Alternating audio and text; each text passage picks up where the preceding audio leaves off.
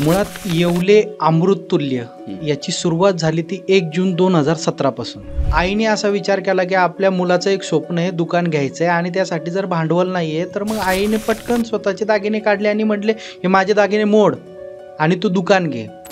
मग वडिलांचं दुःखद असं निधन झाल्यावरती 8 लाखाचं कर्ज त्यावेळेला आमच्या डोक्यावरती होतं.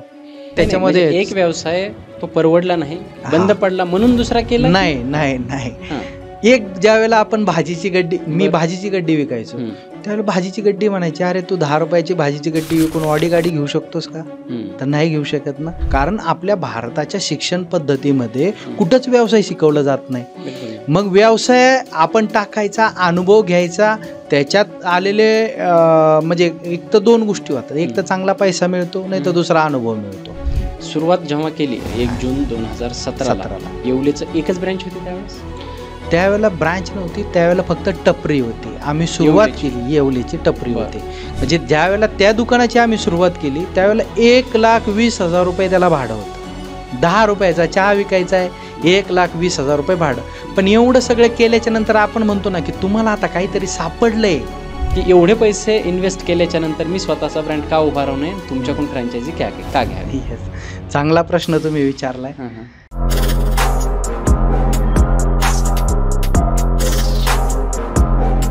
तर नमस्कार मंडळी, पुन्हा एकदा तुम्हा सर्वांचं खूप खूप स्वागत आहे राजमंचच्या एका नवीन एपिसोडमध्ये.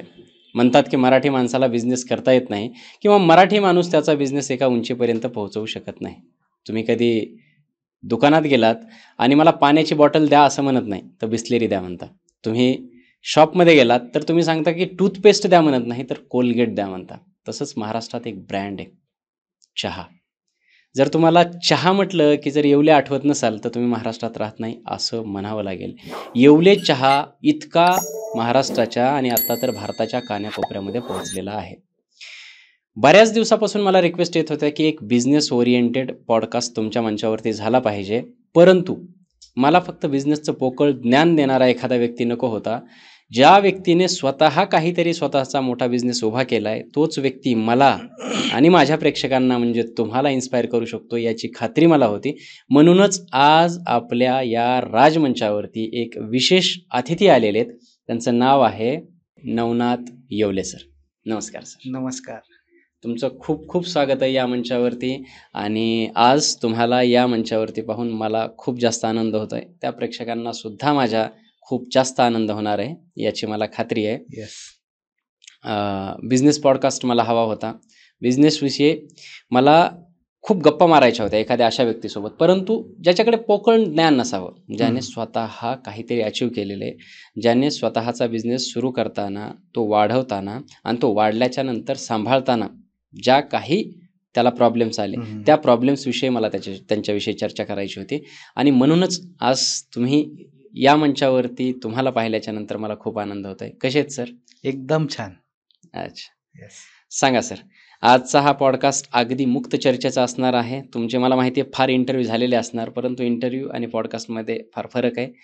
आपली आज मुक्त चर्चा, त्या चर्चेतून ही जी काही महाराष्ट्रातली मराठी जनता आहे, संपूर्ण भारतातली जनता आहे, त्यांना काहीतरी एक व्हॅल्यू मिळेल अशा आशेने कुठून सुरुवात केली पाहिजे, काय बोललं पाहिजे आजच्या याच्या पॉडकास्टमधून, तुम्हीच सांगा सर.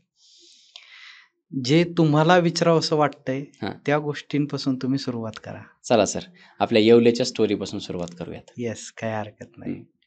कसं सुरुवात झाली येवलेची, किंवा त्यापूर्वीही चहा म्हणजे चहाचं शॉप असेल किंवा टपरी असेल, या येवलेची अगदी पाळमुळं कुठं आहेत आणि त्याची सुरुवात कुठून झालेली ते ऐकूयात आपण. मुळात येवले अमृततुल्य याची सुरुवात झाली ती 1 जून 2017 पासून. बरं.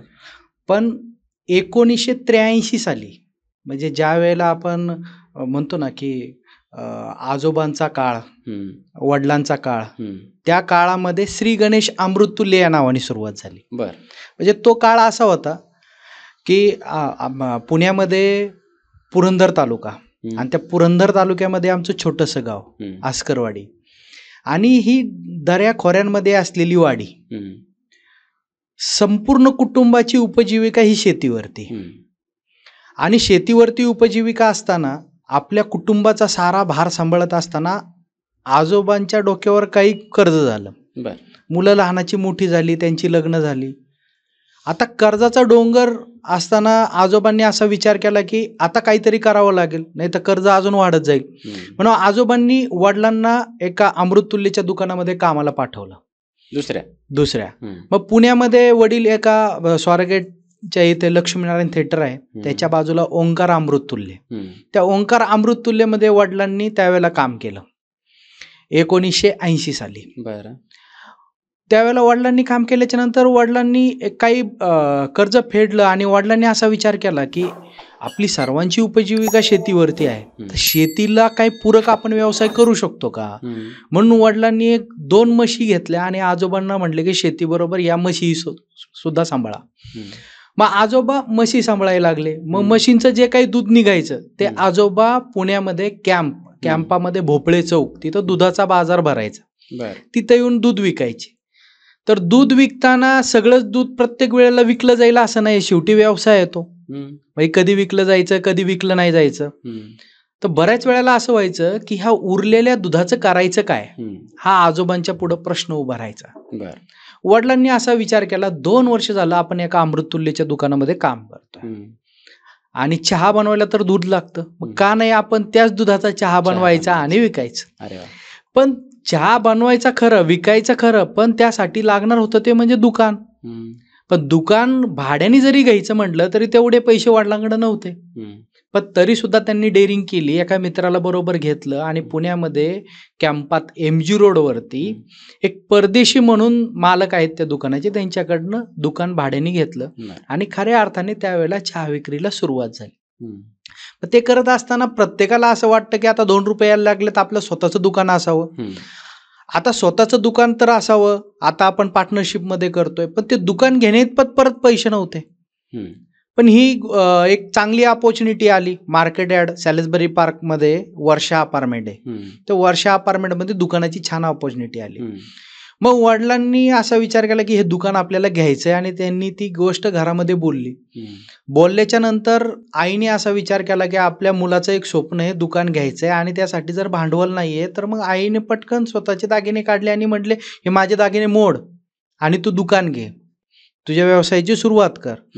मग वडिलांनी स्वतःकडे काय भांडवल होतं, आईचे दागिने आणि काही नातेवाईकाकडनं काही मित्रांकडनं पैसे घेतले आणि 1983 साली खऱ्या अर्थाने श्री गणेश अमृततुल्य या नावाने आमची चहा विक्रीला सुरुवात झाली. म्हणजे श्री गणेश अमृततुल्य या नावाने या बिझनेसचा श्री गणेश. आणि आपण म्हणतो ना की त्याच वेळेला माझा जन्म झाला 1983 साली. मग ते बहुधा मला अजून पण असं वाटतं की माझा जन्म चहा विक्रीसाठीच झाला असावा. म्हणजे त्यावेळेला श्री गणेशा दुकानाचा झाला आणि त्याच वेळेला माझा जन्म झाला. मग आपण म्हणतो ना की त्या काळामध्ये अमृततुल्य फार फेमस होते पुण्यामध्ये आणि अमृततुल्यचा चहा पिण्यासाठी लोक आमच्याकडे लांबून लांबून यायचे की हा चहाची क्वालिटी चांगली आहे, टेस्ट चांगली आहे. मग ते पिण्यासाठी लोक लांबून लांबून यायचे. मस्त छान व्यवसाय चालू होता, सगळ्या गोष्टी व्यवस्थित चालू होत्या. आम्ही गावाला होतो, बरं कुटुंब मोठं होतं, 5 भावंड, त्यांची मुलं, प्रत्येकाला 3-3 मुलं, म्हणजे टोटल 15 मुलं. बरं ह्या 15 मुलांचा एवढा मोठा गाडा, त्याचबरोबर घरातील मोठे व्यक्ती, हा आकडा फार मोठा होता. मग या सर्वांना सांभाळत असताना म्हणजे तेवढे आम्ही श्रीमंतही नव्हतो आणि तेवढे गरीबही नव्हतो. पण गरिबी म्हटली तर अशी गरिबी की कपडे जर घ्यायचे म्हटलं तर वर्षातून एकदा, आणि मध्ये जर कोणाची कपडे फाटली तर मग मामाची वापरायची, अजून कोणाची दुसऱ्याची घ्यायची, कारण तेवढे पैसे तर काय नव्हते वडिलांकडे. जरी ते सगळेजण कष्ट करत असतील, शेती सांभाळत असतील आणि हॉटेल जरी असलं तरी तेवढे काही पैसे येत नव्हते. पण त्यातूनही वडिलांना नेहमी असं वाटायचं की अरे आपलं तेवढं शिक्षण नाही झालं, त्यामुळे आपल्याला प्रगती करता नाही आली, पण एक आपल्या मुलांची प्रगती व्हावी असं प्रत्येक वेळेला वडिलांना वाटायचं की मुलांना चांगलं शिक्षण द्यावं, आपण त्यांना पुण्याला घेऊन यावं. पण तेवढं भांडवल त्यांच्याकडे नव्हतं. तोपर्यंत मग गावाकडेच आमचं शिक्षण चालू होतं एका शाळेमध्ये. आता गावाकडची शाळा त्या काळातली म्हटल्यावरती मास्तर येणार मस्तपैकी आपले शिकवण्याच्या नावाखाली थोडंफार शिकवलं की आपले मस्तपैकी झोपायचे आणि मग आमचा धिंगाणा चालायचा. असं त्यावेळेचे दिवस. म्हणजे साधं 4थी पर्यंत आम्ही होतो तर आई सुद्धा नीट येत नव्हतं, एवढं चांगलं शिक्षण त्या शाळेमध्ये झालं. मग असं असताना सुद्धा मग वडिलांनी एक नंतर असा विचार आला की नाही आता मुलांना पुण्यामध्ये शिक्षण द्यावं. म्हणून मग पुण्यामध्ये धनकवडीच्या इथे बालाजी माध्यमिक विद्यालय नायडूबाईंची शाळा आहे, तर तिथं आम्हाला टाकलं. तर त्या शाळेमध्ये आल्याच्या नंतर 4थीला ज्यावेळेला मी होतो त्यावेळेला अ आई सुद्धा येत नव्हतं. म्हणजे अशी परिस्थिती होती. मग वडिलांनी एक ट्युशन लावली आम्हाला आणि मग तिथं आम्हाला अ आई वगैरे ह्या सगळ्या गोष्टी शिकवल्या आणि मग शाळा आणि चांगल्यापैकी आमचं शिक्षण झालं आणि सुरळीत चालू होतं. पण एक 7वीत असताना आहे ना मला नेहमी असं वाटायचं आपलं एक 1-1.5 एकरामध्ये बंगला असायला पाहिजे, ऑडी BMW मर्सिडीज गाडी असायला पाहिजे, फॉरेन ट्रिप. 7वीला असताना ज्यावेळेला आपण मूव्ही पाहायचो, मूव्ही मधून एखाद्या हिरोची एंट्री व्हायची, त्यावेळेला मला असं वाटायचं की अरे असं आपल्याला झालं पाहिजे, अशी आपली लाईफस्टाईल असायला पाहिजे. पण 7वीत तेवढं काही कळत नव्हतं, पण वाटायचं नेहमी की यार नाही हे असं असायला पाहिजे आपलं. आणि मग ती स्वप्न नेहमी माइंडमध्ये असायची माझ्या मे बी. आणि आपण म्हणतो ना की 7वीमध्ये मी इतका हुशार झालो होतो की स्कॉलरशिपमध्ये बसलेला विद्यार्थी. पण नंतर नाही आपण काहीतरी करू शकतो, आपल्याला काहीतरी येणार आहे. आपण म्हणतो ना की तुमच्याकडे आत्ता काय आहे, तुम्ही गरीब आहे का श्रीमंत आहे का किंवा काय आहे, त्यापेक्षा तुमची स्वप्न किती मोठी आहेत हे फार महत्वाचं असतं त्यावेळेला. आणि ती स्वप्न मी पाहिली होती आणि त्या स्वप्नांमुळे काय झालं मला असं वाटायचं की कुठं अभ्यासावरती लक्ष देता, आपली स्वप्न एवढी मोठी, मग त्यापेक्षा मग तिथून पुढे मी जरा थोडंसं अभ्यासामध्ये. म्हणजे अभ्यास करून ती स्वप्न पूर्ण होणार नाहीत असं त्यावेळेस तुम्हाला वाटत होतं का? नाही, अभ्यास करून ती स्वप्न आपण म्हणतो ना का जर एक गाडी घ्यायची असेल तर 2 गाड्या घेतल्या असत्या. म्हणजे हे नंतर जाणवलं, पण त्यावेळेला एवढं काही कळत नव्हतं ना.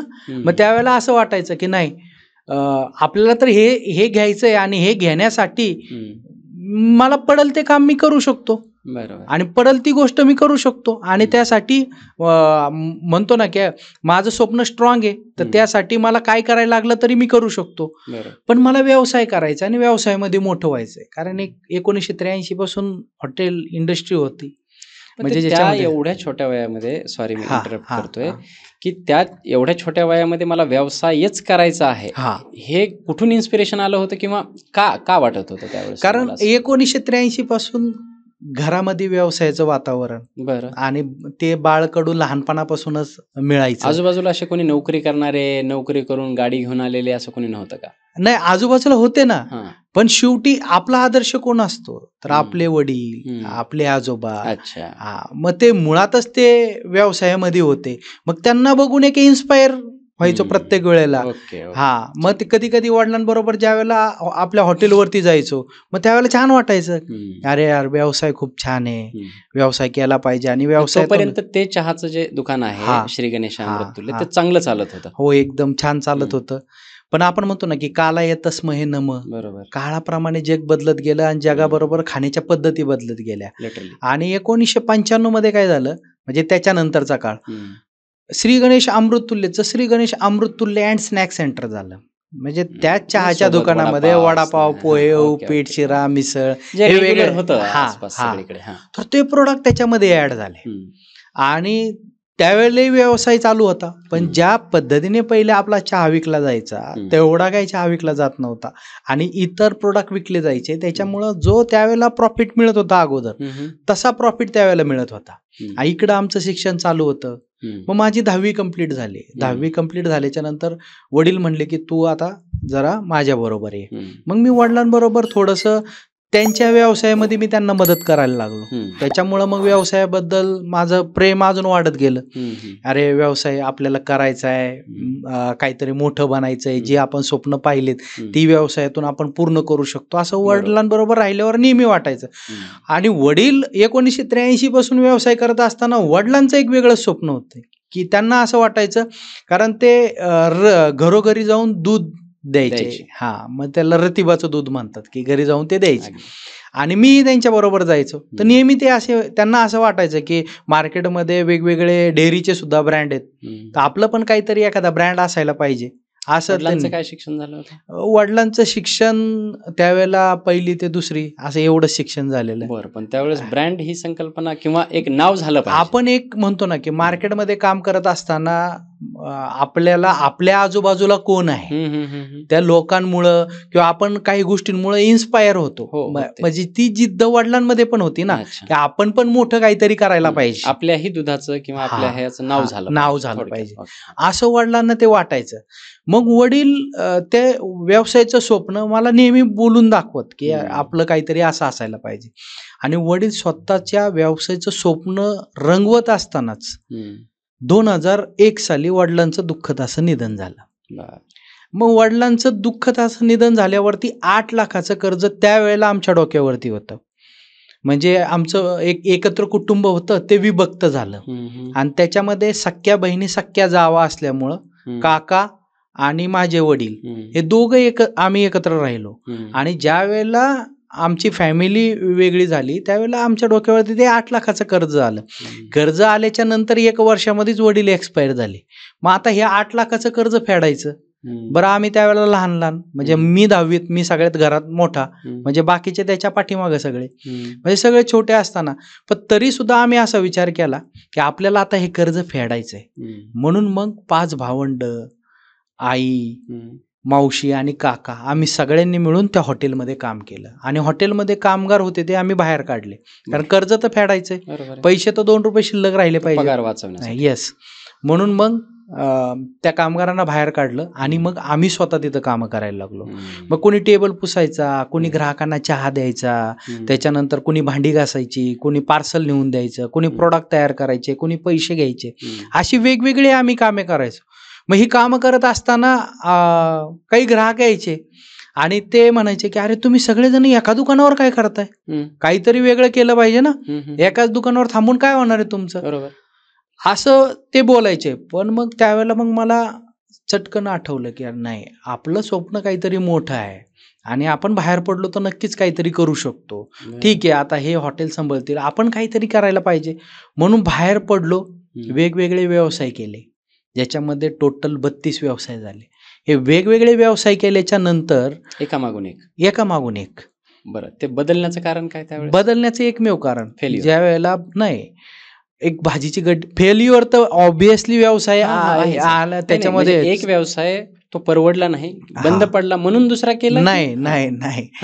एक ज्या वेळेला आपण भाजीची गड्डी, मी भाजीची गड्डी विकायचो, त्यावेळेला भाजीची गड्डी म्हणायची अरे तू 10 रुपयाची भाजीची गड्डी विकून ऑडी गाडी घेऊ शकतोस का, तर नाही घेऊ शकत ना, मग तुला मग तू व्यवसाय बदलला पाहिजे. मग त्याच्यामुळे ते मी व्यवसाय बदलत होतो.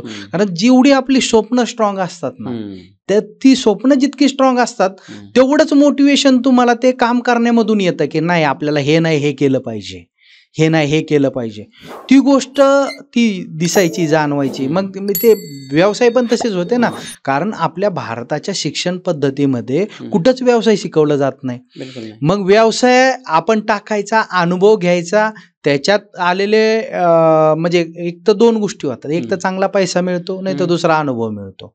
मग हा अनुभव घ्यायचा, दुसऱ्या व्यवसायामध्ये इम्प्लिमेंट करायचा, इन्व्हेस्ट करायचा. येस. म्हणजे ते त्या गोष्टी बरोबर घेऊन असे वेगवेगळे व्यवसाय करत होतो. कुटुंब मोठं होतं, मग कुटुंबाचाही गाडा चालवायचा आहे आपल्याला. बाकी सगळेजण घरातले, म्हणजे आमच्या घरातले सगळेच काही ना काहीतरी बिझनेस करत होते. आमच्या घरातलं असं कोणी बसून नव्हतं, त्यामुळे काही ना काहीतरी ते व्यवसाय करायचे. पण किती जरी पैसा आला तरी फायनान्शियल प्लॅनिंग नव्हतं, जे व्यवसायामध्ये फार गरजेचं असतं. त्यामुळे पैसा आला की तो कसा खर्च करायचा आणि कसा त्याला टिकवायचं आणि किंवा त्याला कसा वाढवायचा हे काय माहित नव्हतं. ही व्यवसायाची जी मूलभूत तत्व असतात तर ते काय बेसिक ते काही माहीतच नव्हतं ना. एक ट्रॅडिशनल पद्धतीने आपल्याला माहिती आहे की हा व्यवसाय अशा पद्धतीने चालतो आणि जनरल सगळेजण तसाच व्यवसाय करतात. मग आम्ही तशीच व्यवसाय करायचो. त्याच्यामुळं व्यवसायामध्ये यश अपयश यायचं. यश जरी आलं तरी ते म्हणावं असं नसायचं. आणि मग असेच वेगवेगळे व्यवसाय ते करत असताना 2011 साली ज्यावेळेला अख्खं कुटुंब एकत्र बसलो होतं त्यावेळेला अण्णांकडनं असं कळलं, अण्णा म्हणजे आमचे चुलते, जे आता येवले अमृतच्या तुल्येच्या बाहेर ज्यांचा मॅस्कॉट आहे ते म्हणजे आमचे अण्णा. त्यांना त्यांच्या फोटोमधून आम्ही तो मॅस्कॉट तयार केलेला आहे. तर त्या अण्णांकडनं आम्हाला कळलं की 1983 साली ज्या वेळेला आपण श्री गणेश अमृततुल्य या नावाने चहा विकायचो त्यावेळेला आपण फक्त चहाच विकायचो. चहा सोडून आपण दुसरं काहीच विकायचं नाही. आणि एवढे सगळे मार्केटमध्ये व्यवसाय केल्याच्या नंतर आणि मार्केटमध्ये व्यवसाय पाहत असताना एक गोष्ट लक्षात आली, अरे खरंच की म्हणजे मार्केटमध्ये फिरल्याच्या नंतर एक बोटाव मोजणे इतके अमृततुल्य मार्केटमध्ये आहेत की जे अमृततुल्य फक्त चहा विकतायत, चहा सोडून दुसरं काहीच विकत नाहीत. पण अशा अमृततुल्यांच्या बाहेर गर्दी आहे.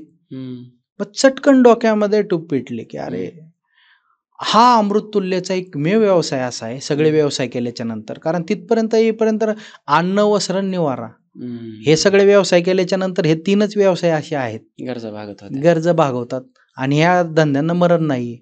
बरं हॉटेल तर व्यवसाय असा आहे की मग करायचं म्हटलं ना तर त्याच्यामध्ये हेक्टिक भरपूर आहे. आणि त्यात ज्या टायमिंगला आपण हॉटेलमधून एक्झिट करायची वेळ आणि त्याच टायमिंगला अण्णांनी अशी बोलायची वेळ की नाही चहाचा व्यवसाय आपण त्यावेळेला करत होतो. पटकन डोक्यात आलं की अरे हॉटेल इंडस्ट्री रेस्टॉरंट व्यवसाय हे आपलं पॅशन आहे आणि ह्या पॅशनला सोडून आपण नको ते व्यवसाय करत बसलोय. जर आपण याच्यामध्ये जर काम केलं तर पाण्यानंतर सगळ्यात जास्त म्हणजे दुसरं जे पेय पिलं जातं तो म्हणजे चहा आहे. पाण्यानंतर सगळ्यात जास्त पिला जातो चहा. मग मार्केटमध्ये फिरल्याच्या नंतर असं लक्षात आलं होतं की वेगवेगळे ब्रँड मार्केटमध्ये आहेत. मॅकडॉनल्ड्स आहे, डॉमिनोज आहेत, मोठे मोठे ब्रँड आहेत. कॉफीचे ब्रँड आहेत, स्टारबक्स आहेत, CCD आहेत, पण चहाचा कोणताच ब्रँड मार्केटमध्ये नाही. हा एक सगळ्यात मोठा गॅप दिसला. आणि दुसरी गोष्ट म्हटलं की नाही तो गॅप कोणाला दिसला नेमका? मला दिसला. बरं. वेगवेगळे व्यवसाय करत असताना ज्या वेळेला मी मार्केटमध्ये फिरत होतो मग मार्केटमध्ये आपण म्हणतो ना की चहा तर बनवला जायचा पण तो चहा घरातला चहा वेगळा, मग अमृततुल्यच्या दुकानावर गेला तिथला चहा वेगळा, त्याच्यानंतर तुम्ही कुठं दुसऱ्या ऑफिसमध्ये गेला तिथला चहा वेगळा. मग प्रत्येक ठिकाणी टेस्ट वेगवेगळी. पण आपण म्हणतो ना की कोणत्या तरी एका गल्लीमध्ये एक चहावाला खूप चांगला आहे, तो चहा चांगला बनवतो, पण तो दुसऱ्या गल्लीमध्ये नसतो किंवा तो दुसऱ्या सिटीमध्ये नसतो, दुसऱ्या राज्यांमध्ये नसतो. मग हा एक गॅप मार्केटमध्ये होता की ज्याच्यामध्ये एकच टेस्ट जर आपण सगळीकडे दिली तर जी टेस्ट जिभेवरती बसेल तर माणसाला तिथंच जायचंय तो चहा पिण्यासाठी.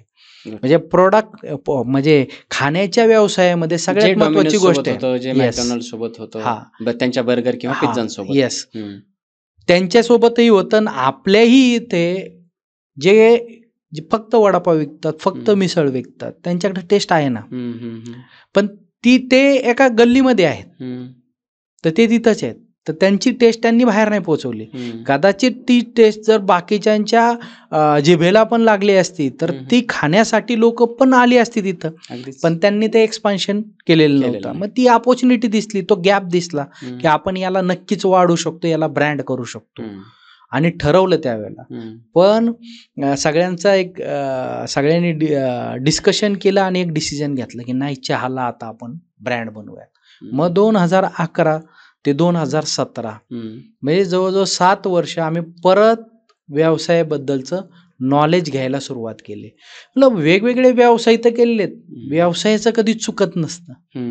चुकतंय आपलं व्यवसाय करणार, हा आपलं कुठंतरी चुकतंय आणि आपलं काहीतरी चुकतंय ह्यासाठी आम्ही पूर्ण मार्केटमध्ये गेल्याच्या नंतर मार्केट तर स्टडी केलाच, दुसरं बिझनेस कोचिंग क्लास लावले की ज्याच्यामधनं कळलं आम्हाला व्यवसाय कसा करायचा असतो, प्लॅनिंग कसं करायचं असतं. जसं मी मगाशी म्हणलं की भारताच्या शिक्षण पद्धतीमध्ये व्यवसाय शिकवला जात नाही, मग त्याच व्यवसायाच्या काही गोष्टी आम्ही शिकून घेतल्या आणि ते सगळं शिकल्याच्या नंतर खऱ्या अर्थाने आम्ही 1 जून 2017 येवले अमृततुल्यची सुरुवात केली.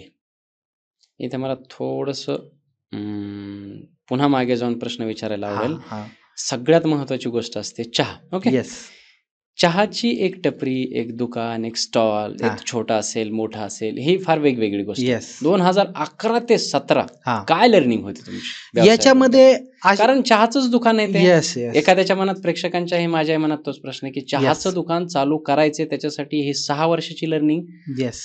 का आणि ती काय होती? सगळ्यात महत्वाची गोष्ट होती की चहाला असं खूप अभ्यास करायची गरज नाहीये. तसा बघायला गेलं तर त्याची एक टेस्ट फायनल झाली तर ती आपण मार्केटमध्ये घेऊन येऊ शकतो.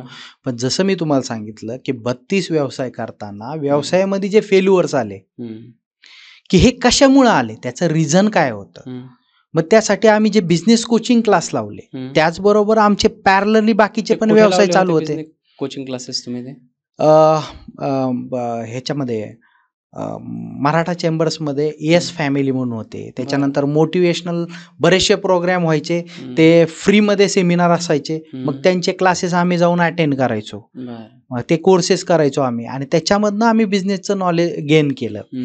आणि ते नॉलेज जवळजवळ मग आम्ही 6 ते 7 वर्ष घेत होतो. मग त्याच्यामध्ये गोल प्लॅनिंग कसं करायचं, मार्केटिंग कशी करायची, ब्रँडिंग कशी करायची, SOP काय असती, टीम बिल्डिंग कशी करायची, व्यवसायाचं एक ब्रँडिंग करून ते लोकांपर्यंत कसं पोहोचवायचं, लोक आपल्याकडे चहा पिण्यासाठी कशासाठी येतील, त्यांचं काय कारण आहे, या सगळ्या गोष्टीवरती अभ्यास केल्याच्या नंतर मग आम्ही 1 जून 2017 आमच्या आउटलेटचं आम्ही लॉन्चिंग केलं होतं. बरं. सुरुवात जेव्हा केली 1 जून 2017 येवलेचं एकच ब्रँच होती त्यावेळेला ब्रांच नव्हती, त्यावेळेला फक्त टपरी होती. आम्ही सुरुवात केली, येवलेची टपरी होती. कारण सगळे व्यवसाय ज्या वेळेला केले त्यावेळेला प्रत्येक व्यवसायामध्ये पैसे टाकून ते व्यवसाय केले होते. हा एकमेव चहाचा व्यवसाय असा होता की जिथं आम्ही असा विचार केला की आता भांडवल नाही टाकायचं. जर आपल्याला 32 व्यवसायाचं नॉलेज आहे आणि जर आपण बिझनेस कोचिंग क्लास केलाय आणि शिकलोय आपण, तर खरंच मग इम्प्लिमेंट करू की आता आपल्याकडे भांडवलच नाही आणि आता आपल्याला सुरुवात करायची. आणि इथपर्यंत येईपर्यंत 1 कोटी 10 लाखाचं कर्ज झालं होतं. मग ती पण डेअरिंग नव्हतं करू शकत ना की काहीतरी मोठी इन्व्हेस्टमेंट करायची आणि काहीतरी मोठं करायचं. चला मग छोटी इन्व्हेस्टमेंट करू. 1 जून 2017 पर्यंत तुमच्यावरती 1 कोटी 10 लाखाचं कर्ज होतं. बरं. आणि मग ज्यावेळेला ह्याची सुरुवात केली टपरी, त्यावेळेला टपरी सुद्धा मित्राची भाड्याने घेतली. आणि त्याच्यावरती काय होतं हे पहिल्या टपरीचं लोकेशन भारती विद्यापीठ. भारती विद्यापीठच्या इथं भारती विद्यापीठ पोलीस चौकी आहे, त्याच्याच बाजूला एक इथे जवळ फ्रूटचा स्टॉल आहे, त्याच्या बाजूला तिथं आम्ही टपरी टाकली होती. बरं. ती सुरुवात होती आमची. मग तिथं आम्ही खूप कमी भांडवलावरती तो व्यवसाय चालू केला आणि जवळजवळ 2 महिने आम्ही कुणालाच सांगितलं नाही की आम्ही चहाचा व्यवसाय करतोय. तेव्हा त्याला नाव येवले अमृततुल्य दिलं. त्यावेळेला त्याला नाव येवले अमृततुल्य दिलं होतं. तिथून खऱ्या अर्थाने आमची सुरुवात झाली. मग जे आम्ही बिझनेस कोचिंग जो क्लास केला होता त्या सगळ्या गोष्टी आम्ही तिथं यूज केल्या त्या टपरीवरती. आणि परत त्या टपरीमधनं आम्ही बऱ्याच गोष्टी शिकलो. तिथं 9 महिने स्टडी केला आणि मग कॉर्पोरेट ब्रँडिंग असलेलं पहिलं आउटलेट आम्ही 9 फेब्रुवारी 2018 ABC चौक म्हणजे दगडूशेठ गणपतीच्या बाजूला फरासखाना पोलीस चौक आहे, त्याच्या अपोजिट साईडला तिथं आम्ही आउटलेट नाही ते रेंटनी घेतलेलं. बरं. तेही रेंटनी घेतलेलं. म्हणजे ज्या वेळेला त्या दुकानाची आम्ही सुरुवात केली त्यावेळेला 1,20,000 रुपये त्याला भाडं होतं. 10 रुपयाचा चहा विकायचा आहे, 1,20,000 रुपये भाडं. पण एवढं सगळं केल्याच्या नंतर आपण म्हणतो ना की तुम्हाला आता काहीतरी सापडलंय आणि ते आता तुम्हाला लोकांपर्यंत घेऊन जायचंय. मग आपण म्हणतो ना की एक भरपूर दिवस संशोधन केल्याच्या नंतर सापडलेली गोष्ट आहे. त्यावेळेला म्हणतात ना की एक येडाची इतिहास लिहितो आणि शहाणे इतिहास वाचतात. तसे आम्ही वेडे होतो की वेड लागलो होतं आम्हाला की आता 1,20,000 रुपये भाडं द्यायचंय आणि 10 रुपयाचा चहा विकायचा आहे. म्हणजे त्या मालकाने पण आम्हाला विचारलं, म्हणले तुम्ही दुकान घेऊन काय करणार आहे? म्हणलं आम्ही चहाचा व्यवसाय करणार आहे. म्हणले तुमचा चहा किती रुपयाचा आहे? म्हणलं 10 रुपयाचा चहा आहे. अरे म्हणले तुम्ही चहा विकणार आहे का दारू विकणार आहे? म्हणजे असं त्यांनी विचारलं. म्हणजे 1,20,000 रुपये भाडं तुम्ही ह्या 10 रुपयाच्या चहावर कसं काय देणार आहे? पण शेवटी तुम्ही जे काय करत असता आणि जर तुम्हाला ती गोष्ट माहिती आहे की तुम्ही काय करताय आणि काय केल्याने काय होणार आहे, त्यामुळे जग काय बोलतं ना याच्याकडे आपण लक्ष नाही दिलं पाहिजे. आणि तेच आम्ही ठरवलं की नाही, लोक काय बोलताय त्याच्याकडे लक्ष नाही द्यायचं, आपल्याला महत्वाची काय गोष्ट आहे ती करायची. मग पहिलं 1 कोटी 10 लाखाचं कर्ज, परत हे दुकानासाठी आम्ही 20 लाख रुपये कर्ज काढलं. आणि मग खऱ्या अर्थाने 9 फेब्रुवारी 2018 सिंधुताई सपकाळ माईंच्या हस्ते आम्ही त्या आउटलेटचं उद्घाटन केलं. आणि ज्या पद्धतीने आम्ही ठरवलं होतं की येवले अमृततुल्यला 5 वर्षामध्ये 100 आउटलेट करायचे, हा आमचा त्यावेळेला गोल होता जो आम्ही लिहून ठेवला होता. पण ज्या वेळेला आमची सुरुवात झाली, ज्या सर्व ग्राहक मायबापांनी जे आम्हाला डोक्यावरती घेतलं त्यांच्यामुळं आमच्या 1 वर्षामध्ये 150 आउटलेट चहाचे झाले. म्हणजे 5 वर्षाचं टार्गेट 5 वर्षात 100. ते आम्ही एका वर्षामध्ये 150 आउटलेट केले आणि आज सर्वांच्या आशीर्वादामुळे 550+ आमचे आउटलेट 12 राज्यांमध्ये चालू आहे. आज आपण इथे पॉडकास्ट करतोय तोपर्यंत किती आउटलेट आहेत? 550+ आउटलेट. महाराष्ट्र प्लस संपूर्ण भारतामध्ये 12 राज्यांमध्ये एवढे सगळे आउटलेट आहेत. प्रश्न अगदी थोडासा विचित्र वाटेल किंवा काय, चहाच असतो यार. हा, म्हणजे काय म्हणतो आपण त्याला, चहा पत्ती, दूध, पाणी अगदी असतील तर फ्लेवर किंवा काय असं वेगवेगळं. येवलेच्या चहामध्ये आणि बाकीच्या चहामध्ये काय फरक आहे बरं? सगळ्यात महत्वाची गोष्ट राहते की ज्या वेळेला तुम्ही चहा बनवता, म्हणजे घरात ज्या वेळेला आपली आई अन्न बनवते आणि आपण हॉटेलमध्ये जाऊन जेवतो, तर ह्या दोन्ही जेवणांमध्ये जो फरक आहे ना, तो येवले चहामध्ये फरक आहे. म्हणजे एकदम आपण म्हणतो ना की मी म्हटलं ना की आम्ही 1983 पासून या व्यवसायामध्ये आहे. पण ज्यावेळेला आम्ही स्वतः एका ग्राहकाची नाळ, म्हणजे काय अपेक्षित आहे की प्रत्येकाचा आत्मा तृप्त का होईल माझा चहा पिल्याच्या नंतर, त्याची टेस्ट कशी असायला पाहिजे, त्याच्यामध्ये कोणत्या गोष्टी आपण घटक टाकल्याच्या नंतर ती टेस्ट त्याला येते, त्याचा एक काय टायमिंग असायला पाहिजेत, या सगळ्या गोष्टींवरती आम्ही काम करून टेस्टवर सगळ्यात महत्त्वाचं आम्ही काम केलं. आणि तीच टेस्ट म्हणजे जिभेवर रेंगाळणारी टेस्ट आहे. ह्याच्यामुळं तो ग्राहकांना जास्त हवासा झाला. येस, अर्थातच मी रेसिपी नाही विचारणार, पण काही वेगळी टेक्निक असते का ह्याच्यामध्ये, की म्हणजे या चहाहून हे वेगळं आहे असं एक फॅक्टर काय असतो वेगळा? ते इमोशनल नाही, पण एक प्रॅक्टिकल थोडंसं काही असतं वेगळं? नाही, हे बघा, इन्ग्रेडियंट तर मला वाटतं तेच असतील की नाही, अजून काही आहेत ॲडिशनल त्याच्यामध्ये? नाही, असतात नाही, म्हणजे वेगळे समजा मसाला, आपण मसाल्यामध्ये आपलं वेगळं पण असू शकतं. चहापत्ती तर सेमच आहे, मार्केटमध्ये जे मिळते ती चहापत्ती आहे, बाकीच्या गोष्टी आहेत. पण बनवताना ते बनवण्याची जी प्रोसेस आहे की बाबा त्याला किती वेळ उकळवला पाहिजे, किती वेळ त्याला किती वेळाने त्याला बाहेर काढला पाहिजे, कोणत्या टायमिंगला काय टाकलं पाहिजे, या ज्या काही गोष्टी आहेत त्याच्यावरती त्याची टेस्ट. आणि ही रेसिपी कोणी बनवलेली साधारण? ही रेसिपी जो छोटा बंधू होता आमचा निलेश, तर त्यांनी ती रेसिपी डेव्हलप केलेली आहे. बरं, आणि ही रेसिपी आणि ही पद्धत सगळीकडे हीच फॉलो केली जाते म्हणूनच ती टेस्ट त्या पद्धतीची आहे. 1 जून 2017 ते आज 550 शाखा. फ्रँचायझी देण्याचा काय अनुभव आहे? म्हणजे बरं, फ्रँचायझी देऊ किंवा आता कसं असतं बऱ्याचदा की मी एखादा व्यवसाय सुरू केलेला आहे, त्याच्याच मीच ब्रँच करतो, तोपर्यंत काय होतं, म्हणजे फ्रँचायझीचं त्यावेळेस काय वातावरण होतं, आणि फ्रँचायझीज द्याव्यात की स्वतःचे व्यवसाय वेगवेगळ्या ठिकाणी उभे करावेत, असे काही तुमच्या मनामध्ये कन्फ्युजन होतं का? आणि फ्रँचायझी देण्यामागे काय कारण होतं त्या काळामध्ये?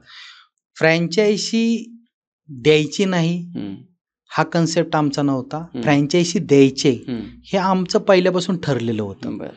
कारण सगळ्यात महत्त्वाची गोष्ट आहे की मार्केटमध्ये पाहिल्याच्या नंतर मॅकडॉनल्डच्या फ्रँचायझी आहेत, डॉमिनोजच्या फ्रँचायझी आहेत, मोठ्या मोठ्या ब्रँडच्या फ्रँचायझी आहेत. बरोबर, त्यावेळेला फ्रँचायझीचा काही एवढा ट्रेंड नव्हता. आणि मग तो मराठी उद्योगाची तरी कुठली फ्रँचायझी मला वाटतं तोपर्यंत होती का? तोपर्यंत नव्हती. बरं, तोपर्यंत कुणाचीच फ्रँचायझी नव्हती. फ्रँचायझी बिझनेस हा महाराष्ट्रातला पहिला बिझनेस आहे म्हणायचं येवले अमृततुल्य? नाही, असे असतीलही कदाचित, मला तेवढं माहित नाही. मग मलाही तेवढं माहित नसेल. पण जो ट्रेंड आला येवले अमृततुल्यच्या नंतर, जे आज मार्केटमध्ये आपण पाहतो, मग नुसतं चहाचा नाहीये, वडापाव असेल, मिसळ असेल, कपड्याचा असेल, पोहे असतील, वेगवेगळे सगळ्यांनी फ्रँचायझी मॉडेलमध्ये तेव्हापासून ते आलेले आहेत. त्याच्या आधी असे काही फ्रँचायझी मॉडेल नव्हते. पण ज्या वेळेला आम्हाला खरी सुरुवात करायची होती 1 जून 2017ला, मी म्हणलं ना की आम्ही गोल सीट मध्ये लिहून ठेवलं होतं की आम्हाला 100 आउटलेट करायचे. 100 आउटलेट म्हणजे आम्हाला फ्रँचायझी द्यायची. बरोबर, जर मॅकडॉनल्ड्स करतो, डॉमिनोज करतो, तर आपण का नाही करू शकत? मग कोणते लॅकुना आहेत की जे फ्रँचायझी देताना आपल्याला विचारात घेणं फार गरजेचं आहे. आम्ही त्याच्यावर तर काम केलं होतं. आणि मग त्या गोष्टी घेऊन मग आपण मार्केटमध्ये गेल्याच्या नंतर मग लोकांना आपण फ्रँचायझी कशी देणार, मग लोक ते कसं चालवणार, या सगळ्या गोष्टींचा आम्ही विचार करूनच मग आम्ही फ्रँचायझी मॉडेलमध्ये उतरलो होतो. पण फ्रँचायझी द्यायचा हा आमचं पहिल्यापासूनच ठरलेलं होतं. बरं, येस.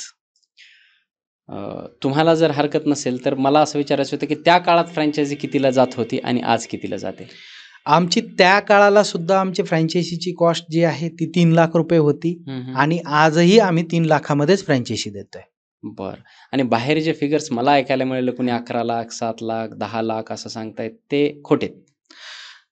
आता जी दुकानाला जी इन्व्हेस्टमेंट लागते ती त्या फ्रँचायझी ओनरनी करायची असते. हा. आणि हे जे ब्रँडच्या नावाची जी आहे ही कॉस्ट जी आहे ती आमची जी कॉस्ट आम्ही घेतो ती 3 लाख रुपये. बर. आणि ते दुकानामध्ये जी इन्व्हेस्टमेंट करायची ती ओनरची खर्च असतो.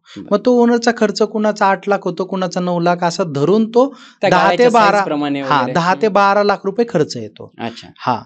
पण प्रत्येकाने मार्केटमध्ये आपापल्या पद्धतीने मार्केटमध्ये रेट सांगतायत, की कोणी सांगतं की येवलीची फ्रँचायझी 25,000ला आहे, कोणी 30,000ला आहे. पण ऍक्च्युअल आमच्या फ्रँचायझीची कॉस्ट म्हणजे त्याही काळात 3 लाख होती, त्यावेळेला 3 लाख होती ना, आजही 3 लाख आहे. त्याच्यात आम्ही कधी बदल केलेला नाही. आता इथे मला 2 प्रश्न विचारायचे. एक तर काय होतं की तुम्हाला माझा पहिला प्रश्न आहे, आजकाल जेवढं बिझनेसचं स्वरूप पाहिले तुम्ही, त्याच काळामध्ये 32 धंदे करून, छोटे मोठे असे नाही का, धंदा असतो, ते धंदे करून चेंज केले, त्याच्यातून फार शिकवण घेतली, प्लस पुन्हा 16 वर्ष तुम्ही बिझनेस शिकून घेतला. लिटरली आपण एखाद्या कोर्सला सुद्धा एवढे दिवस लागत नाही, डॉक्टर बनण्यासाठी सुद्धा 6 वर्ष लागतात, तेवढं तुम्ही शिक्षण त्या धंद्याचं घेतलं. आणि त्याच्यानंतर 16 ते आज 25, जवळपास 9 वर्ष पुन्हा तुम्ही सक्सेसफुली धंदा करताय. याच्यातून मला एक पहिला प्रश्न असा आहे की व्यक्तीने फ्रँचायझी घेतली पाहिजे की स्वतःचा ब्रँड डेव्हलप केला पाहिजे? दुसरी गोष्ट की मी फॉर एक्झाम्पल आज मला धंदा उभा करायचा आहे, आता जसं सांगितलं की तुम्ही तुमची जरी फ्रँचायझी घ्यायची झालं आणि एक व्यवसाय मला उभा करायचा झालं तर 10-12 लाख रुपये मला लागणार आहे. तर एक व्यक्ती 10-12 लाख देऊन तर स्वतःचा ब्रँड उभा करण्यापेक्षा येवलेचा ब्रँड अजून मोठा करण्यामध्ये का कॉन्ट्रीब्युट करेल? 2 प्रश्न आहेत. एक तर फ्रँचायझी घ्यावी की स्वतःचा ब्रँड उभा करावा?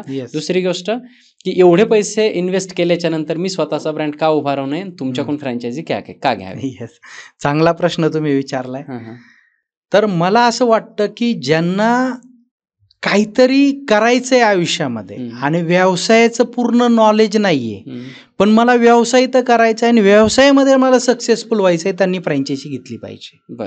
आणि ज्याला असं वाटतंय की नाही मी स्वतःचा व्यवसाय करतो आणि स्वतःचा व्यवसाय करून मला मी कशाला दुसऱ्याची फ्रँचायझी घेऊ, मी माझा स्वतःचा व्यवसाय करू शकतो, का त्यांना मी एवढे पैसे देऊ?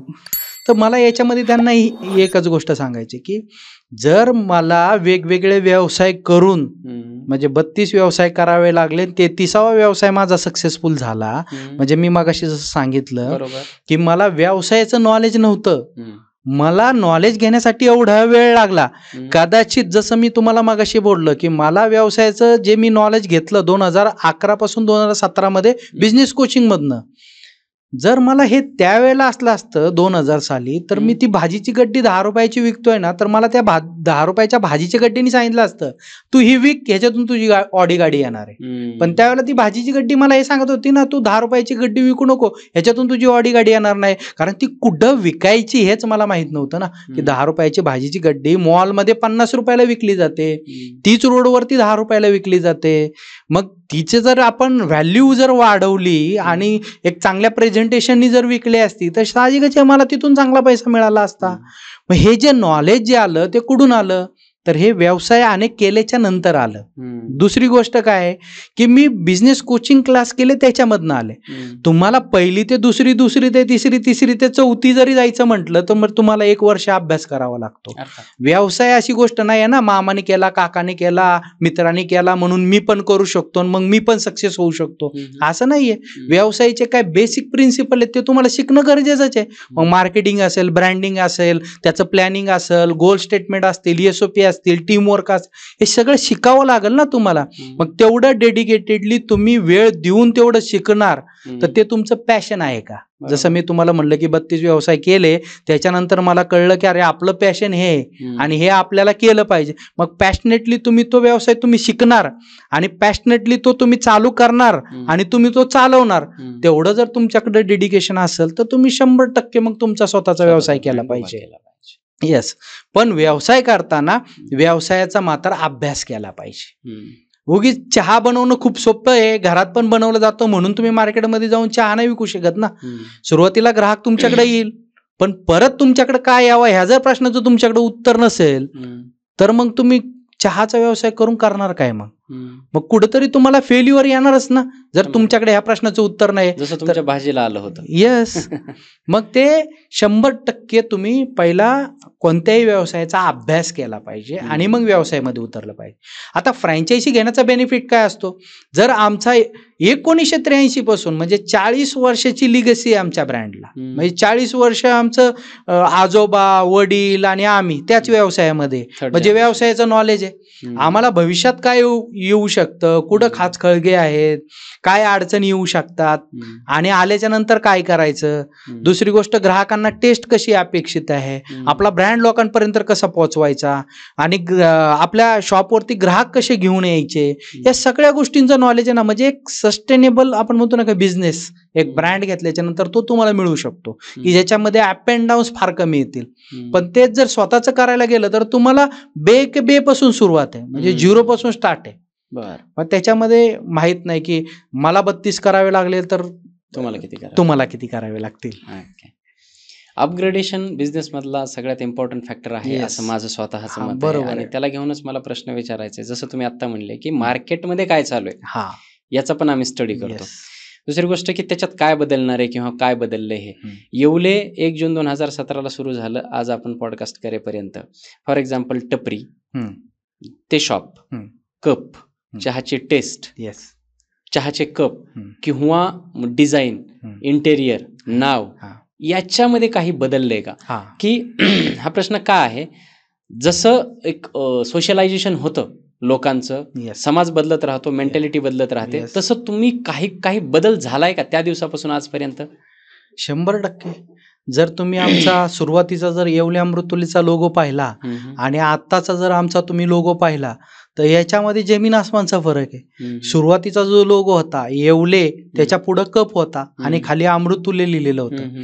आज आमचा फक्त येवले नाव आणि खाली अमृततुल्य लिहिलेलं आहे आणि त्याच्या बाजूला मॅस्कॉट आमचा त्या बोर्डवर आलेला आहे. म्हणजे तो एक बदल झालेला आहे. आणि येवलेला एला जो आमचा असा राऊंड आलेला आहे, म्हणजे हा बदल आम्ही केला. तो काय मिनिंग आहे त्याचं असं आहे की ज्या वेळेला आपल्याला आता युथला अट्रॅक्ट करायचंय, यंग जनरेशनला अट्रॅक्ट करायचंय, युवा पिढी आहे, त्यांना काय आवडतंय, त्यांच्या अँगलने एक ब्रँड कसा असावा, ते कशा पद्धतीने बघतायत. एक ठीक आहे, आपण ज्या वेळेला 1 जून 2017 सुरुवात केली त्यावेळेला आपण लोकांपर्यंत वेगळ्या पद्धतीने आले. मार्केटमध्ये ज्या पद्धतीने आता एक ट्रेंड चालू आहे की मॉडर्न, प्रत्येक जण मॉडर्न, तर आपणही मॉडर्न झालं पाहिजे म्हणून आम्ही थोडंसं त्याच्यामध्ये आणि कलरमध्ये पण आम्ही चेंजेस केलेत. थोडासा सुरुवातीला ब्राउनिश होता, आता आमचा रेडिश मध्ये लोगो आहे. टेस्टमध्ये काय चेंज झालं? टेस्टमध्ये नाही बदल केला, टेस्टमध्ये बदल नाही केला, पण आम्ही व्हरायटीज त्याच्यामध्ये घेऊन. कपाची साईज कमी झाली? कपाची साईज आम्ही कमी केली नाही. मार्केटमध्ये प्रत्येक ग्राहकाला आमचा चहा पिता यावा म्हणून आम्ही चहाची प्राइस न वाढवता कपाची साईज कमी केली होती की तीच क्वालिटी आम्हाला मेंटेन करायची. हा त्याच्या मागे इंटेन्शन नव्हता की आम्हाला त्याच्यामधनं पैसे कमवायचे, पण एक ग्राहकांना एक चांगली टेस्ट तीच मिळावी, पण एका सर्वसामान्य माणसाला, गरीब माणसाला सुद्धा चहा पिता यावा म्हणून आम्ही प्राइस तीच ठेवली. येस. कमी केली. इन्स्पिरेशन फार महत्वाचं असतं. तुम्हाला ते त्यावेळेस भेटलेले. या पॉडकास्टच्या माध्यमातून अनेक तरुणांना आणि ज्याला कोणाला उद्योग करायचा आहे त्या सर्वांना इन्स्पिरेशन मिळेल. सर्वात मोठं इन्स्पिरेशन जे मला वाटतं तो असतो पैसा. बरोबर आहे. ठीक आहे. एक चहा, त्याला तुम्ही एवढा मोठा, महाराष्ट्रातला सर्वात मोठा ब्रँड आहे. बरोबर आहे, मला तरी असं वाटतं. येवले हा चहाचा महाराष्ट्रातला सर्वात मोठा ब्रँड आहे असं म्हणता येईल मला तरी, माझ्या नॉलेजनुसार. ओके, चहाला तुम्ही महाराष्ट्रातला सर्वात मोठा ब्रँड बनवलात. असे आजकाल बऱ्याच जणांना काय काय व्यवसाय करायचे, त्याच्या मला पुढचा प्रश्न विचारायचा आहे. त्याच्या अगोदर जर तुम्हाला सांगावं असं वाटलं तर काय टर्नओव्हर किंवा रेव्हेन्यू आहे वार्षिक आजच्या डेटला येवलेचा? येवले अमृततुल्यचा आत्ता टर्नओव्हर आमचा 50 कोटीचा आहे वार्षिक. ओके. आणि प्रॉफिट मार्जिन सांगता येऊ शकते? प्रॉफिट मार्जिन ॲन ॲव्हरेज जो फूड इंडस्ट्रीमध्ये जेवढा असतो तेवढाच आमचा सुद्धा आहे. 30%? नाही, एवढा नसतो profit of margin. Okay. EBITDA म्हणायचं आहे तुम्हाला? हा, इबिट्टा. ओके, ठीक आहे. चलो, अंदाज लावतील. खूप जास्त काही सांगता येत नसतं. पण 7वीला जे तुम्ही 1 एकरामध्ये 2 एकरामध्ये माझा बंगला असावा असं स्वप्न पाहिलं होतं, ते पूर्ण झाले? नाही झालेलं. अजून नाही झालं? नाही झालेलं. बरं. येस. पण लवकरच काही काळामध्ये ते पूर्ण होईल आणि ते होईल याची आता 100% 100% त्याची खात्री गॅरंटी आहे. आहे. काय होतं समाज मेंढरासारखा आहे येस, आणि ज्याला स्वतःचं विजन नाही तो दुसऱ्याच्या डोळ्याने बघण्याचा प्रयत्न करतो. ही 100% आपली काय म्हणू शकतो एक निगेटिव्ह पॉईंट आहे महाराष्ट्रातील yes, लोकांचा. yes, yes. म्हणूनच मला विचारायचं, मराठी माणूस फार मोठा बिझनेसमॅन होत नाही, झाला तरी टिकत नाही. उदाहरणं आपल्यासमोर डोळ्यासमोर आहेत, ते कुठे ना कुठे अडकतात. येस, तुम्ही 2017ला हे सगळं सुरू केलं होतं. आजही माझ्याकडे सुद्धा काही मुलं येतात आणि बसता बसता चर्चा सुरू करतात की आम्ही एक चहाचा ब्रँड डेव्हलप करू. आज जर एखाद्याने विचार केला की मला चहाचा येवलेसारखा किंवा अजून दुसऱ्या एखाद्या ब्रँडसारखा डेव्हलप करायचा आहे, तो होऊ शकतो का? किंवा काय लिमिटेशन्स आहेत, प्रोज अँड कॉन्स काय आहेत त्याच्यामध्ये? 100% होऊ शकतो. सगळ्यात पहिलं तर तुम्ही जो पहिला प्रश्न विचारला की मराठी माणूस व्यवसायामध्ये तेवढा यशस्वी होत नाही, तर मला हे सांगायचं आहे की ज्या मराठी माणसांना पाहून व्यवसायामध्ये काहीतरी करावं असं वाटलं ते मराठीच माणसं होते की ज्यांना पाहून वाटलं की आपण पण यांच्या लेवलचा बिझनेस. उदाहरणार्थ समजा जसे BVGचे जे मेन आहेत हनुमंत गायकवाड, त्यांचं सुद्धा मी एकदा लेक्चर ऐकलं होतं. तर ते त्यावेळेलाही मला असं वाटलं की त्यांच्यागत व्हावं. DSK कुलकर्णी आहेत, तर त्यांना ज्यावेळेला मी त्यांचे व्हिडिओ पाहायचो त्यावेळेला मला वाटायचं की त्यांच्यासारखं आपल्याला मोठं झालं पाहिजे, मोठा व्यवसाय केला पाहिजे. म्हणजे सांगायचा मुद्दा असा आहे की असं नाही आहे की मराठी माणूस मोठा व्यवसाय करत नाही आहे. मराठी माणसाने एकदा ठरवलं ना मला मोठं व्हायचं आहे, तर तो पाठीमागं बिलकुल वळून पाहत नाही. एकदा ठरवलं की त्या लेवलला तो जातोच. भारतातल्या पहिल्या 5 किंवा 10 मध्ये टॉप जे काही हे आहेत रिच पीपल्स त्याच्यामध्ये किंवा बिझनेसमॅन त्याच्यामध्ये मराठी माणसाचं नाव काय आहे? 100%. आज तुम्ही ज्या पद्धतीने मला विचारताय, येणाऱ्या काही काळामध्ये काही वर्षामध्ये नक्कीच मराठी माणसाचं नाव तिथपर्यंत येऊ शकतं असं आपण तरी म्हणायला सुरुवात केली पाहिजे. पण मला जे रियालिटी चेक आहे किंवा आपण काय होतं माहिती का, स्वप्न आणि रियालिटी ह्या दोन गोष्टी असतात. मी फक्त जर मुंगेरी लाल के स्वप्न बघितले तर ते होणार नाही अर्थातच, पण मी आज कुठे आहे आणि जिथे आहे तिथे का आहे या गोष्टींचा विचार करून किंवा काही निगेटिव्हिटी आहे का माझ्यामध्ये त्या व्हॅनिश करून परफेक्शनच्या क्लोज जाणं, यासाठी हा प्रश्न आहे. माझं सुद्धा स्वप्न आहे आणि तुम्ही आम्ही व्हावं हे माझं स्वप्न आहे. उलट की पुढे तुमचं माझं नाव त्या बिझनेसमॅन मध्ये यावं ही सुद्धा माझी अपेक्षा आहे. पण आजपर्यंत ते का झालं नाही, कुठे अडचणी आहेत, कुठे अशा गोष्टी आहेत ज्या आपल्याला त्यापासून रोखतायत. मग ते जिओग्राफिकल कंडिशन असू द्यात किंवा आपलं महाराष्ट्रातलं सोशलायझेशन असू द्यात, आपलं एज्युकेशन असू द्यात किंवा आपल्याकडे सुरू असलेलं राजकारण, जातीयवादाचं भांडण काही असू द्यात, त्यातली काय अशी कारणं आहेत की भारतातल्या पहिल्या 5 किंवा पहिल्या 10 लोकांमध्ये मराठी माणसाचं नाव नाही?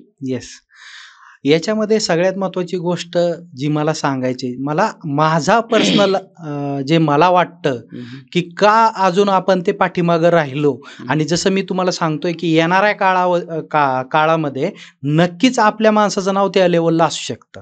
त्याचं कारण असं आहे की ज्या वेळेला म्हणजे पूर्वीचा जर आपण काळ पाहिला तर आपली उपजीविका सर्वांची शेतीवरती होती, बरोबर. म्हणजे तो एक ट्रेंड चालू होता 1920 ते 80च्या दरम्यानचा जो आहे आजही आहे, म्हणजे तो शेतीवरती उपजीविका होती त्यावेळेला. आणि आपण जर पाहिलं की राजस्थानमध्ये किंवा त्या गुजरात या भागामध्ये, म्हणजे राजस्थान तिकडं जास्त शेती नाहीये, मग त्यांना स्वतःचं तर पोट भरायचं होतं म्हणून ते व्यवसाय करण्यामध्ये ते बाहेर पडले. म्हणजे त्या लोकांमध्ये जे कल्चर आहे लहानपणापासून त्यांना ते बाळकडू मिळालेलं व्यवसायाचं लहानपणापासूनच. पण आपल्या माणसांना ते बाळकडू लहानपणापासून मिळालं नाही. म्हणजे आपल्या आईवडिलांना असं नेहमी वाटलं की आपल्या मुलांनी शिकून मोठं काहीतरी व्हावं. त्यांना हे नाही वाटलं की आपल्या मुलांनी मोठं होऊन काहीतरी मोठा व्यवसाय करावा. पण त्यांना असं वाटलं की अरे आपण शिकलो नाही, आपल्या मुलांनी चांगलं शिकावं आणि मोठं व्हावं. पण आज प्रत्येक मराठी माणसाला असं वाटतं की माझा काहीतरी एक स्वतःचा व्यवसाय असायला पाहिजे. कारण जे मोटिवेशन आता त्यांना मिळतंय, जे एक आपला माणूस पुढे चाललाय मग त्याच्यासारखं आपण व्हायला पाहिजे, हे आता प्रत्येकाला वाटायला लागलंय. आणि मला असं वाटतं की आता सुद्धा आता आमच्या घरामध्ये आमची जेवढी मुलं आहेत त्यांना आम्ही व्यवसायाचं बाळकडू देतो. म्हणजे उद्याचं हे भविष्य आहे ना. उद्या हे मोठे व्यावसायिक होऊ शकतात. तसं आज आपल्या मराठी माणसामध्ये सुद्धा या गोष्टी व्हायला लागल्यात की व्यवसायाचं, बाळा तू काहीतरी व्यवसाय कर, हे आई वडिलांकडनं यायला लागले की जे अगोदर नव्हतं. कदाचित तो एक म्हणजे खूप वेळ लागला आपल्यापर्यंत ती गोष्ट येण्यासाठी आणि ती दृष्टिकोन बदलण्यासाठी. जिओग्राफिकल कंडिशनच म्हणू शकतो, कारण आपला मूलभूत व्यवसाय हा शेती होता आणि मग शेतकऱ्याचा मुलगा शेती करेल हे एक थोडं कमी होतं. आता शेतीची वाटणी झाली, शेती कमी आली, आता पर्याय उरले नोकरी नाही, आता शेवटचा पर्याय उरला व्यवसाय. आणि त्याच्यामध्ये तुमच्या जनरेशनने मला वाटतं जे काही पेरले ते आमची जनरेशन किंवा आपल्या इथून पुढची जी जनरेशन आहे ते घेऊन व्यवसायाकडे वळेल. नक्कीच. आणि मला एक ठामपणे विश्वास आहे की आपण शेतकरीची मुलं आहोत, काबाड कष्ट करणारी व्यक्ती आहोत. म्हणजे पावसाने काय आपल्या शेतीमध्ये येईल का जाईल ह्याची अपेक्षा न ठेवता मला पेरलंच पाहिजे, मला केलंच पाहिजे. म्हणजे कष्ट करण्याची तयारी आणि जिद्द आणि चिकाटी जी आपल्यामध्ये आहे ना, तेवढीच आपल्या व्यवसायामध्ये दाखवली ना तर 100% मी तुम्हाला सांगतो की आपला मराठी माणूस त्या उंचीवर आणि त्या लेवलला 100% लय भारी होतं. Yes, seriously. शेतकरी जशी रिस्क घेतो, तशी रिस्क जर व्यवसायात घेतली आपल्या मुलांनी तो कायच्या काय होऊ शकतो. 100% आणि होणार ते. आणि आपण आता असं म्हणूयात की या पॉडकास्ट थ्रू, या मंचावरती की महाराष्ट्रात पुढच्या 10 वर्षात किंवा 15 वर्षामध्ये पहिल्या 5 किंवा पहिल्या 10 मध्ये मराठी नावं 100% सामील झालेली असतील. परंतु त्याच्यासाठी पुन्हा मी तेच म्हणेल की तुम्ही इतक्या दिवसाचं व्यवसायाचं नॉलेज, एवढ्या 32 व्यवसायाचा अनुभव, 6 वर्षाचं व्यावसायिक एज्युकेशन आणि 5 वर्षाचं सक्सेसफुल एंटरप्रेन्युअर जर्नी, या सगळ्या अनुभवाच्या गाठीतून मला त्यातून थोडंसं काही वाचायला आवडेल आणि तुम्हाला प्रश्न विचारायला आवडेल की एक व्यावसायिक होण्यासाठी काय असावं आपल्या मुलांमध्ये. काय 3-4 फॅक्टर असे की हे तुमच्यात पाहिजेत तर यात उतरा, नाही तर उतरू नका.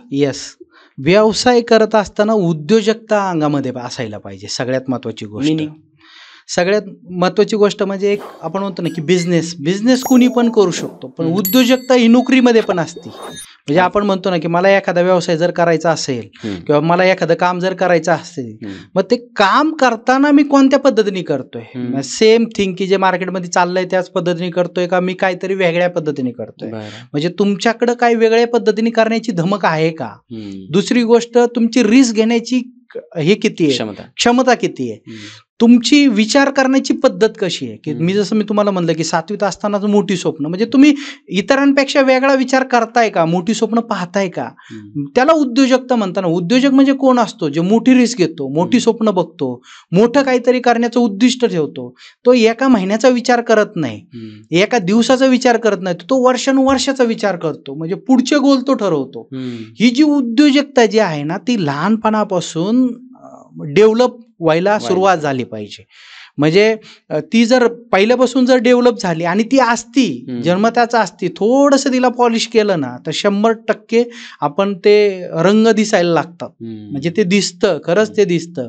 म्हणून आहे ना, जर स्वतःला एक चांगला उद्योजक म्हणून जर नावरूपाला यायचं असेल तर सगळ्यात महत्वाची गोष्ट काय आहे की एक लीडरशिप क्वालिटी आपल्यामध्ये असायला पाहिजे. की प्रत्येक माणूस भीतो, तर लहानपणापासूनच ती डेअरिंग असायला पाहिजे. की 4 चौघांमध्ये बोलणं असेल डेअरिंगनी, ती त्याच्यामध्ये असायला पाहिजे. ज्याला आम्ही म्हणतो की तुम्हाला एखादी गोष्ट सेल करता आली पाहिजे, विकता आली पाहिजे, बरोबर. आणि ती लहानपणापासून करतो आपण की एखादी गोष्ट विकतो. म्हणजे आईवडिलांकडून जर आपल्याला एखादी गोष्ट घ्यायची जरी असेल तरी लहान मुलगा ज्या हट्टाने नाही मला हे पाहिजेच म्हणून तो रडत बसतो आणि भेटत नाही तोपर्यंत आईवडिलांना काही सोडत नाही, पण तो ती मिळवतोच. म्हणजे काय केलं त्यांनी, तर त्यांनी ती गोष्ट विकली आईवडिलांना आणि आईवडिलांना ती त्याला घेऊन द्यावी लागली. म्हणजे ते सेल स्किल पहिल्यापासूनच आहे, पण नंतर ते विसरून जात होतो की अरे यार ती गोष्ट मी कशी मिळवली होती, ती कन्व्हिन्सिंग पॉवर माझी कशी होती, मी कसं कन्व्हिन्स केलं समोरच्याला. मग हेच व्यवसायामध्ये आहे की तुम्ही तुमच्या ग्राहकांना कसं कन्व्हिन्स करून तुम्ही तुमचं प्रोडक्ट विकताय. निगोशिएशन स्किल काय. उद्योजकता म्हणजे काही ना काही विकताय, एकतर स्वतःला किंवा तुमच्याकडच्या माल जो काही आहे. येस. दुसरी गोष्ट काय की निगोशिएशन स्किल. कोणती पण गोष्ट करताना आईवडिलांबरोबर तो निगोशिएशन करतोय ना. मग निगोशिएशन म्हणजे काय की आईस्क्रीम नाही घेऊन देणार, मी तुला चॉकलेट घेऊन देते. मग ठीक आहे, मग आईस्क्रीम नको घेऊन देऊ, मला चॉकलेट घेऊन. म्हणजे निगोशिएशन केलं त्यांनी. मग ते निगोशिएशन लहानपणी केलं. नंतर तो व्यवसाय करताना विसरून जातो. अरे निगोशिएशन स्किल असायला पाहिजे, मार्केटिंग स्किल म्हणजे ज्या मार्केटिंग स्किल असायला पाहिजे, निगोशिएशन स्किल असायला पाहिजे, मॅनेजमेंट स्किल असायला, ग्रीव्हन्स मॅनेजमेंट असायला पाहिजे. लीडरमध्ये जवळजवळ 9 ते 10 गोष्टी ज्या असायला पाहिजेत त्या तुमच्यामध्ये असतील तर 100% एक चांगला उद्योजक होऊ शकतो. बरं, सध्या येवलेमध्ये काय चालू आहे आणि इथून पुढे येवले पुढच्या 5 वर्षात काय असणार आहे? येस, फक्त चहाशी रिलेटेडच आहे की दुसरंही काही प्लॅन्स आहे? येस, मुळात येवले चालू करताना आम्ही येवले अमृततुल्यला एका चहा हा एक आम्ही लोकांपर्यंत पोहोचण्याचं आमचं माध्यम होतं. बरं, मुळात आमचं जे विजन आहे की बेरोजगार मुक्त जग करणे, हे विजन आम्ही घेऊन चाललो. जग आम्हाला माहिती आहे आम्ही नाही करू शकत आहे, पण जितकं आपण सुरुवात केली आपल्या टीमनी, जसा टाटा ग्रुप नाव रूपाला आला तसा येवले ग्रुप वर्षानुवर्ष चालत राहायला पाहिजे, हे आमचं स्वप्न आहे आणि त्याच अनुषंगाने आम्ही काम करतोय. मग सुरुवात एक चहा, जसं टाटा स्टील घेऊन मार्केटमध्ये आलं तसं आम्ही चहापासून आमची सुरुवात केली. मग चहापासून सुरुवात केली. आता भविष्यामधले जे काय आमचे गोल आहेत की 2040 पर्यंत आम्हाला 40,000 फ्रँचायझी करायच्यात, जे आम्ही 2040 पर्यंत आम्ही आमचं गोल ठेवलंय. ज्याच्यामध्ये आम्ही जे आमचं हायवेचं मॉडेल आहे फूड मॉल, ते आम्ही घेऊन येणार आहे. त्याच्यानंतर येवले टी कॅफे मॉडेल आहे आमचं, ते आम्ही घेऊन येतोय. ह्या 2 गोष्टी तर आहेत. त्याचबरोबर जे 32 व्यवसाय आपण फेल झाले, मग ते 32 व्यवसायामध्ये याच्यामध्ये पण चांगले रोजगार निर्मिती आपण करू शकतो. माहिती तर झालेलं की आता व्यवसाय कसा केला पाहिजे आणि कोणत्या लेवलला घेऊन जायला पाहिजे. तर येणाऱ्या पुढच्या 10 वर्षामध्ये तर फोकस चहावरतीच आहे, पण पॅरलली बाकीच्या गोष्टी, बाकीची टीम बिल्डिंग याच्यावरती असणार आहे आणि भविष्यामध्ये त्या गोष्टी पण आम्ही मार्केटमध्ये घेऊन येणार आहे. ज्याच्यामध्ये आपण फेल झालो त्याच गोष्टी मार्केटमध्ये घेऊन येणार आहेत. बरं, येस. तुमचा बिझनेस मधला आयकॉन कोण आहे किंवा ओव्हरऑल लाईफसाठी आणि बिझनेसमध्ये आयकॉन किंवा आदर्श असा कोण आहे? येस, सगळ्यात पहिले तर आपले आदर्श असतात आई वडील. जे आई वडिलांनी शिकवलं तेच आपण घेऊन चाललोय. दुसरे आदर्श आहेत छत्रपती शिवाजी महाराज, की ज्या महाराजांची प्रेरणा आणि ऊर्जा, जे आज सुद्धा ऑफिसमध्ये गेल्याच्या नंतर पहिलं महाराजांच्या पाया पडायचं आणि मग कामाची सुरुवात करायची. आणि दुसरं म्हणजे जे टाटा, जे ज्यांना एक चांगला आदर्श मानतो, की ज्यांनी आपण समाजाचं काहीतरी देणं लागतो या भावनेतून कंपनी पण उभी केली आणि समाजासाठी पण कार्य केलं, तर हे सगळ्यात जास्त माझ्यासाठी प्रेरणादायी आहेत. मोठे आदर्श. येस. शेवटी तरुण पिढीला काय संदेश द्यायचा आज तुम्हाला, एक वर्ड किंवा एका 2-3 वाक्यामध्ये Yes. काय सांगणार आहेत तुम्ही या मंचाच्या माध्यमातून तरुण? 100% प्रत्येकाला असं वाटत असतं की आयुष्यात मला मोठं व्हायचंय आणि काहीतरी करायचंय. माझ्या लाईफमध्ये शिकलेल्या मी काही गोष्टी आहेत, ज्याच्यामध्ये पहिली गोष्ट अशी आहे की तुम्ही आयुष्यामध्ये प्रत्येकाला एक स्वप्न असतं की अरे पैसा पाहिजे, हे पाहिजे, ते पाहिजे, आणि त्या पाठीमागं पळतो. तर आयुष्यात पैशाच्या पाठीमागं पळू नका. ज्या दिवशी तुम्ही पैशाच्या पाठीमागं पळणार नाही त्या दिवशीपासून पैसा तुमच्या पाठीमागं पळत असतो. त्यामुळे पैशाला सगळ्यात जास्त महत्त्व देऊ नका. जास्तीत जास्त महत्त्व हे माणसांना द्यायला शिका. दुसरी गोष्ट आहे लाईफमधल्या गोष्टी, की मी पाहिलंय की एक भिकारी सुद्धा 3 गोष्टींसाठी काम करतो आणि सगळ्यात जगातला श्रीमंत माणूस सुद्धा या 3 गोष्टींसाठीच काम करतो. सगळ्यात पहिली गोष्ट, त्याला पाहिजे पैसा, त्याला पाहिजे सन्मान, त्याला पाहिजे चांगली लाईफस्टाईल. भिकारी सुद्धा त्यासाठीच काम करतो आणि करोडपती सुद्धा त्याच गोष्टीसाठी काम करतो. त्यामुळे आयुष्यात किती जरी पळाला तर ह्या 3 गोष्टी कॉमन आहेत. त्यामुळे किती पळायचं, कुठं थांबायचं हे ज्याच्या त्याच्या हातामध्ये आहे.